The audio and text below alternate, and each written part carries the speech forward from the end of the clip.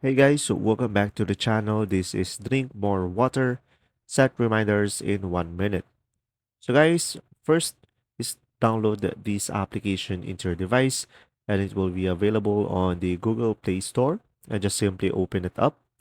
And now from here, just simply tap on Let's Go and provide your gender, tap on Next, provide your weight, tap on Next, and provide your wake up time. So let's say I'm going to go for 7 o'clock, tap on Next, and provide your bedtime. Let's say I go for bedtime this time around and tap on Next. And after that, it will generate your hydration plan. And from here, this is how much should we drink. And just simply tap on next and tap on start. Now from here, you will have an option to drink 300 ml water.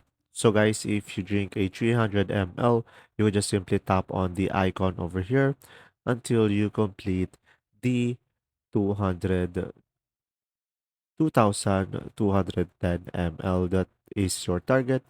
Now you could go to the settings on the top right corner and you could go for reminder sound, and pretty much here you should be able to change some things, and you could reminder schedule as well, and you will have here the timer.